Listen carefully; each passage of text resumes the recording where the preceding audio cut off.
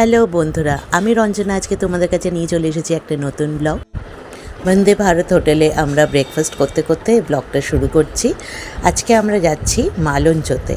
তো আমরা বেহালা এরিয়াতে থেকে বেরিয়েছিলাম মোটামুটি 8টা 10-15 নাগাদ। আমরা 11টার সময় পৌঁছে গেছিলাম। আজকে আমাদের রিসর্টের নাম হচ্ছে মালঞ্চ নেচার পার্ক। বাইরে থেকে আছে মালঞ্চ পার্কটার, ভেতর থেকে রিসর্ট। আর এটা তো দেখে বুঝতেই পারছো এটা একটা গেট।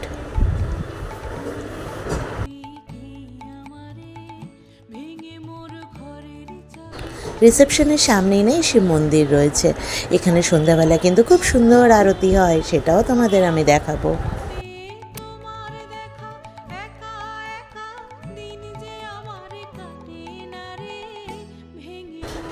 পার্কিং এরিয়াতে মোটামুটি ধরে নাও 15 থেকে 16-17 এরকম গাড়ি তো ধরেই যাবে, অনেকটা বড়।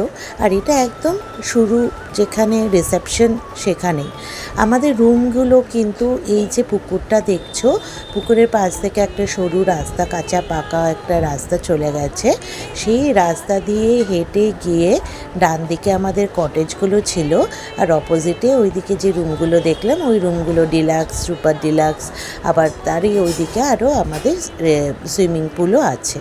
আমরা যেহেতু হোলির দিন গিয়েছিলাম না, তো আমাদেরকে গাঁদা ফুলের মালা পরিয়ে আর আবির লাগিয়ে ওরা ওয়েলকাম করেছিল, যেটা বেশ আমাদের ভালো লেগেছিল। আমরা এই মালাগুলো পরে অনেক ফটো তুলেছিলাম।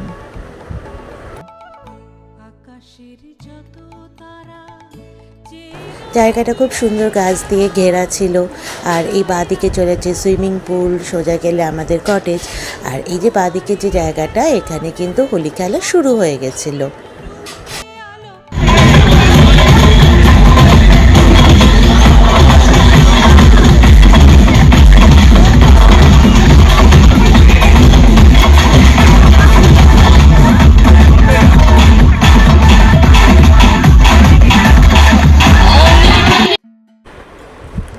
চলো এবারে তোমাদেরকে আমি কটেজটা দেখাই।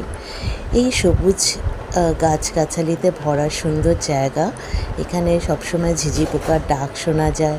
আর আমরা যে কটেজ নিয়েছিলাম না, ওখানে 5টা কটেজ ছিল, আর আমরা 5টাই নেব, 5টা ফ্যামিলি।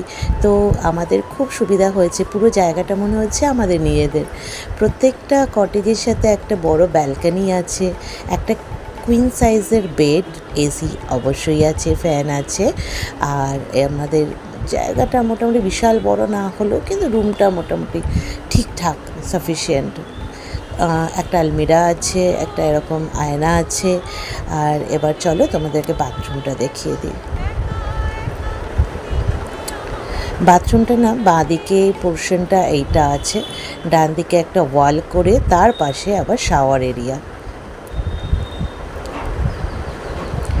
খুব সুন্দর ভেতরের জায়গাটা। আমার এই গ্রাম্য পরিবেশটা, যেহেতু একদম প্রপার শহরের চারিদিকে শুধু মানে বাড়ি ঘরের মাথা দেখা যায়, বিল্ডিং দেখা যায়, খোলা এরিয়া বা পুকুরও আশেপাশে দেখা যায় না। দুষ্টু মিষ্টি মুসু ওদের 2টো দোলনা ছিল, ওই দোলনাতে সারাদিন দুলেছে। আমরাও ওরা যখন দুলতো না দুলে নিতাম। তারপর সন্ধ্যাবেলা আমরা সবাই একটুখানি ঘুমিয়ে নিয়ে চলে এসেছি এই সুইমিং পুলে স্নান তো করিনি, সন্ধ্যা ছিল তখন। যদিও কেউ চাইলে করতেই পারতো, কিন্তু সারাদিনের এত দূর জার্নি, তারপর এত ডান্স, খাওয়া দাওয়া করে সবাই একটু ঘুম দিয়ে উঠে মানে ঘুরে বেরিয়েছি। এই সন্ধ্যাবেলা এসে চারিদিকে ফটো তোলা, ভিডিও করা, চারিদিকের মনোরম পরিবেশটাকে উপভোগ করা, ঝিঝি পোকার ডাক, এগুলো দিয়েই দিন কেটে গেছে, সারাটা সন্ধে কেটে গেছে। তারপর রাত্রে আমরা 10:30টার সময় এসেছিলাম ডিনার করতে। বাচ্চারা চাউমিন নিয়েছিল, আর আমরা না সবাই কষা মাংস আর ভাত নিয়েছিলাম। বলে রাখি খাবারের কোয়ালিটি কিন্তু বেশ ভালো। হোলির পরের দিন সকালবেলা উঠে আমরা ভেবেছিলাম একটুখানি ঘুরে নিই চারিদিকে। তো চারিদিকে ঘুরে ঘুরেই আমাদের সময় কাটলো। তারপরে আমরা ব্রেকফাস্ট করতে গেলাম। ব্রেকফাস্টের যে জায়গাটা মানে আমাদের যে ডাইনিং এরিয়াটা সেটা কিন্তু আমাদের কটেজ থেকে বেশ খানিকটা দূরে। তো আমরা তো হেঁটে হেঁটে চলেই আসছিলাম, কোনো অসুবিধে হয়নি। কিন্তু আমার শাশুড়ি মায়ের একটু পায়ে প্রবলেম আছে, উঁচু নিচু জায়গা দিয়ে হাঁটতে অসুবিধা, আর রাস্তাটা পুরো মানে পাকা ছিল না, যার জন্য ওনাদের অসুবিধা হয়েছিল। আমাদের বাফেট ব্রেকফাস্টে লুচি তরকারি, মিষ্টি, বয়েলড এগ আর জুস ছিল, এছাড়া কোনো অপশন ছিল না, যেটা আমার একদমই ভালো লাগেনি। কারণ আমরা অনেকে ছিলাম যারা সকালে তেলের জিনিসটা খাই না। হ্যাঁ, স্যান্ডউইচ, রুটি এইগুলোও যদি অপশনে থাকতো ভালো হতো, কিন্তু আমরা কোনো অপশনই পাইনি। শুধু তাই না, অনেকক্ষণ লাইন দিয়ে দিয়ে আমাদেরকে লুচি তরকারির জন্য অপেক্ষা করতে হয়েছে। যাই হোক, ওইটুকু আমি বলে দিলাম, কারণ যখনই কেউ এইরকম কোনো সেলিব্রেশনে আসবে তাদেরকে মেন্টালি প্রিপেয়ার থাকতে হবে। এটা হচ্ছে অর্গ্যানিক ফার্ম, যেখানে আমরা এসেছিলাম। প্রচুর সবজি ওখানে ছিল। তারপর অর্গ্যানিক ফার্মের দেখে আমরা চলে এলাম পাখির জায়গাটা। একটা বড় পাখির খাঁচা ছিল, বিভিন্ন ধরনের রঙিন পাখি ওখানে ভর্তি।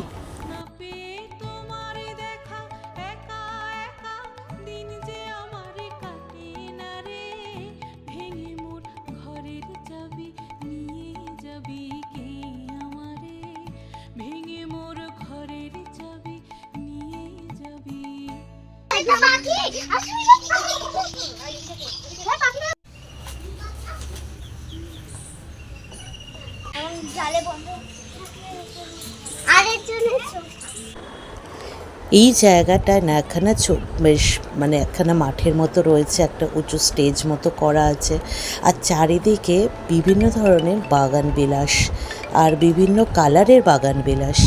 আর ফুল জিনিসটা তো মানে শুধু আমি একা না, আমার মনে হয় যে সবাই ভীষণ ভালোবাসে। তো এই জায়গাটাকে সবার খুব ভালো লাগবে, যদিও আমার নিজের সেরকম একটা ফটো ওঠেনি।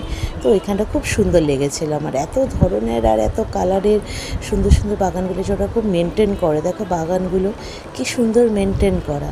এটা হচ্ছে গেট, মেন গেটটা যেটা দিয়ে আমরা ঢুকেছিলাম।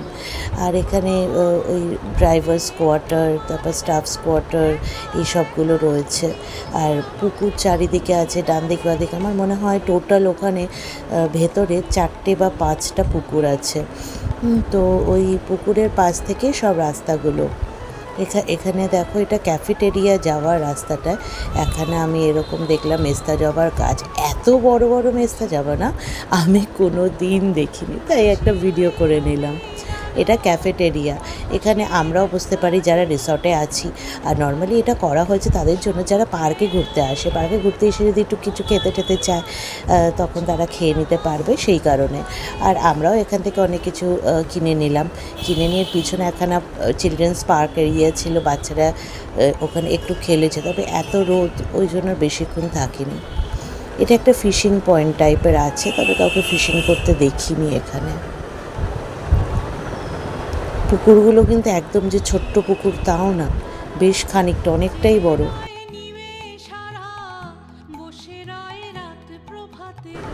একটু ঘুরতে ঘুরতেই দুষ্টু মিষ্টি বলে উঠলো, মামাম চলো সুইমিং পুলে যাব, আমাদের সুইমিং পুলে যেতে খুব ইচ্ছে করছে। সুইমিং পুলে গিয়ে 3 ঘন্টা সবাই ডুবে রইলো। আমি বাইরে ছিলাম, আমি কিন্তু ঢুকিনি। আমি সবার ফটো টটো তুলে দিয়েছি, ভিডিও করে দিয়েছি। তো সবাই অনেক এনজয় করেছে। আর সুইমিং পুল থেকে উঠে সবার প্রচণ্ড জোর খিদে পেয়ে গেছে।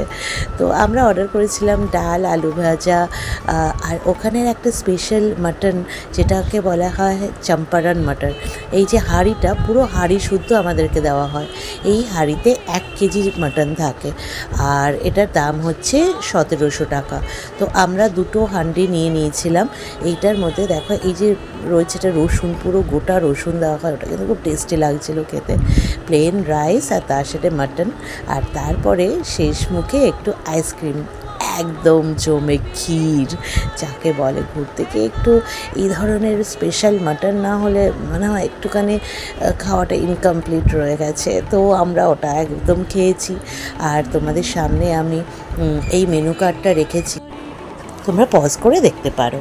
তারপর সন্ধ্যাবেলা আমরা চলে এলাম মন্দিরে। মন্দিরে যখন আরতিটা হচ্ছিল না, মানে মনটাই চেঞ্জ, এত সুন্দর ব্যাকগ্রাউন্ডের মিউজিক আর এই আরতি।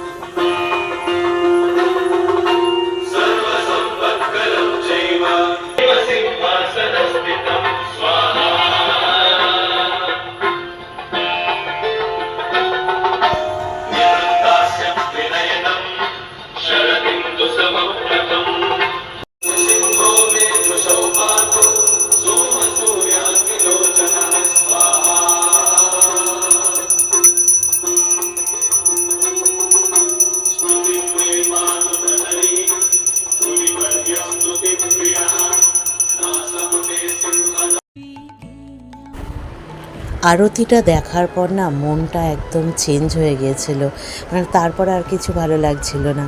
একদম সেই বেনারসের ঘাটে বসে আরতি দেখার যে ফিলটা ছিল না, একদম সেই ফিল। যদিও আমি বেনারসে যাইনি, কিন্তু তবুও ভীষণ ভালো লেগেছে। থার্ড ডে আমরা মর্নিং 5টার সময় উঠে গেছিলাম, যে পরিবেশটা একদম দুজন মিলে এক্সপ্লোর করব। আমি আর আমার হাজব্যান্ড এটা করে থাকি, একদম মাঝরাতে বেরিয়ে যাই বা একদম কাক ভরে বেরিয়ে যাই। ওই সময়টার যে অনুভূতিটা, মানে ঝিঝি পোকাও একটু আছে, কোকিল আছে, নানা রকম পাখি ডাক আছে, আর পিন ড্রপ সাইলেন্ট আছে। উফ, ওই অনুভূতিটা কিন্তু আরও কিছুতে নেই। এটা ঠিক আমি বলে বোঝাতে পারবো না। ওটা ফিল করার জন্য তোমাদেরকে একবার আসতে হবে, এসে একবার দেখে যেতে পারো।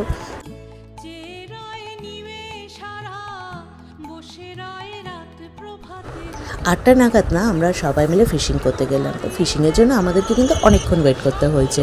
যদিও শেষ পর্যন্ত আমরা মাছ পেয়েছি, পাইনি তা না, তবে পুঁটি মাছ 3-4টে মাছ পেয়েছিলাম, ওগুলোকে আবার পুকুরে ছেড়ে দিয়েছি। 10টা নাগাদ আমরা ব্রেকফাস্ট করলাম। কালকেই বলে দিয়েছিলাম শুধু লুচি আমরা খেতে পারবো না, তো আমাদের জন্য ওরা চিকেন স্যান্ডউইচ কিন্তু অ্যারেঞ্জ করে দিয়েছিল, আর চিকেন স্যান্ডউইচটা ওয়াও ছিল। তো আমরা 12টা নাগাদ চেক আউট করে চলে এলাম, আর এই লাবণ্যতে আমরা কিন্তু লাঞ্চটা সেরে নিয়েছিলাম।